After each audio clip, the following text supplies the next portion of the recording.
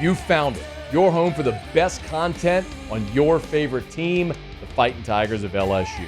Do us a favor, subscribe to the channel, leave your comments below, and be sure to smash that like button.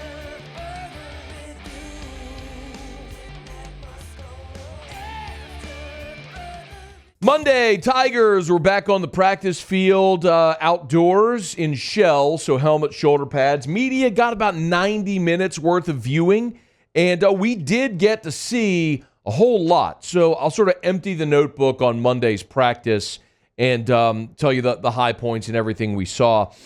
First of all, a couple of absences that were notable. Defensive tackle Jalen Lee, defensive end Braden Swinson, they continue to be absent. A word there is they're finishing up coursework. We'll see when they're back out there. But in the meantime, the defensive tackle rotation has been consistent, and we've seen Deshaun Womack step up with Swinson out. So your ends have been Savion Jones and Paris Shand, and then Deshaun Womack has run with the twos along with Gabe Relaford as your second-team defensive ends while Swinson's out. That's what's bumped up. We told you last week, Shelton Sampson in that practice on Thursday kind of bumped his noggin and was a little woozy. He was back out there today, but was limited, not participating in every drill, but was out there in a good bit of what we got to see. Xavion Thomas also had his right leg sort of heavily wrapped, was out there, but limited in participation as well. During the course of practice, freshman cornerback Bernard Causey was tended to by trainers at one point, and also John Emery and Major Burns were tended to by trainers, but both did return to practice. So nothing serious right now on the injury front for LSU, at least nothing that we've been able to see as of this point.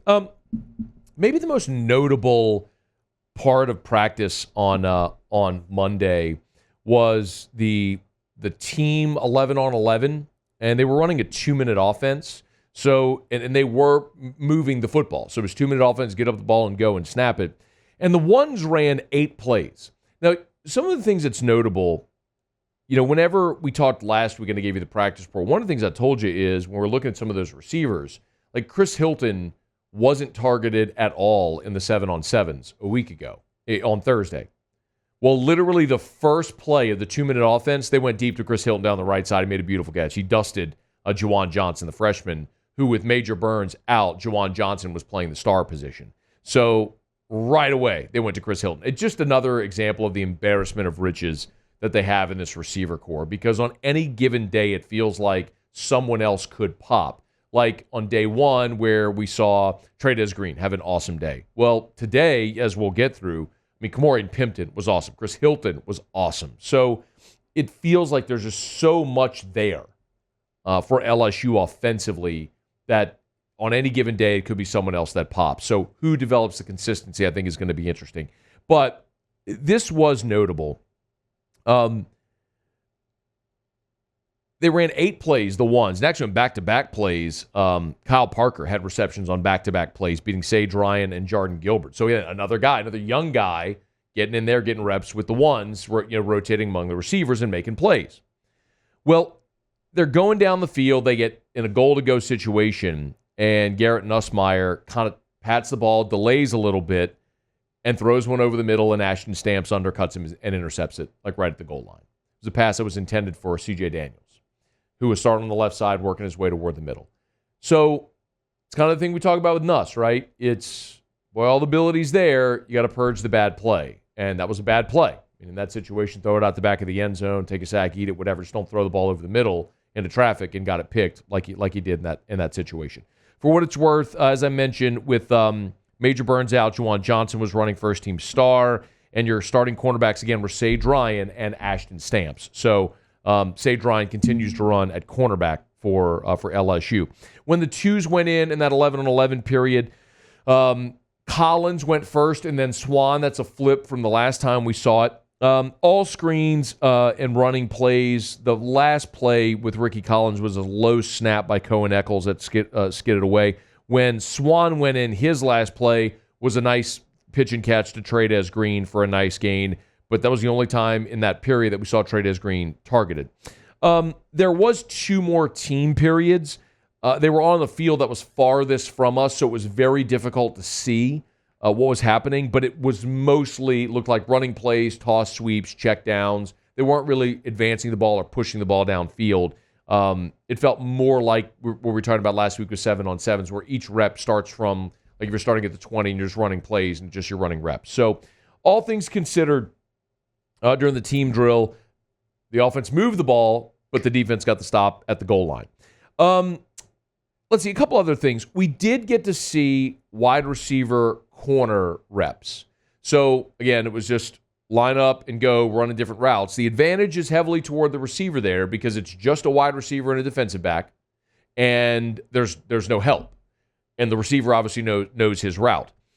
As I charted 25 reps, 16 of the 25 were completed passes.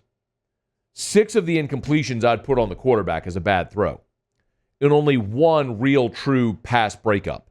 And that was Michael Turner, the freshman, who was guarding Jelani Watkins, who made a really nice recovery on kind of an underthrown ball and knocked it away. No interceptions. But again, I mentioned Kamorian Pimpton. The two in that cornerback receiver pass catcher drill, the two biggest catches, the two most impressive plays were Kamorian Pimpton. One, he was being guarded by Austin Osbury, and he made a catch as he was sort of falling down toward the sideline. Great body control, great hands, made the catch. And then he flat froze Deshaun Spears on a double move. I mean, it was all like, Deshaun Spears just, when I say didn't move, literally he didn't move. He froze on a double move, and Pimpton went right by him. So really good day for the sophomore tight end, Kamorian Pimpton. A couple of other things we got to see. Offensive and defensive line drills. They ran a 3-on-3 drill, which was basically the defensive lineman trying to break through a double team. So it was an end, a tackle, and a linebacker against 3 offensive linemen. And then we also got to watch one-on-one pass rush reps. Of note in the 3-on-3, the double team drill, Emory Jones got a pancake block, really nice pancake block on Kimo Makaneoli. Don McKinley had a good rep, splitting a double team.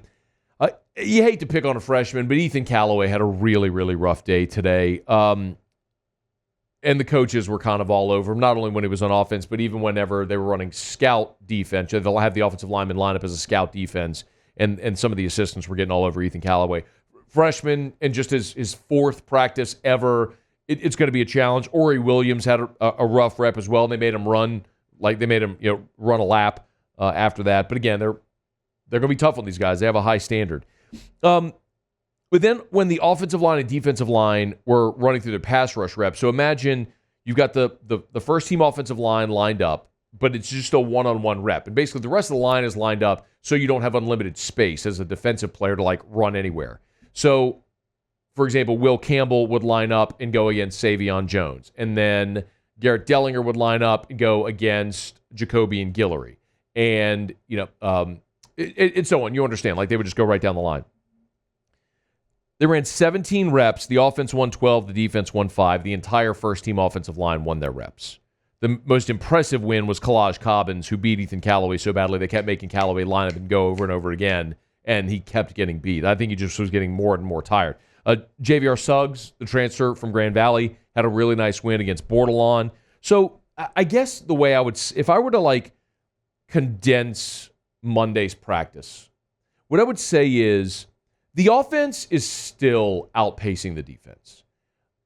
And I don't think that's going to be a great surprise to anybody. LSU's got a ton of talent on offense, got a veteran quarterback and all that sort of stuff, right?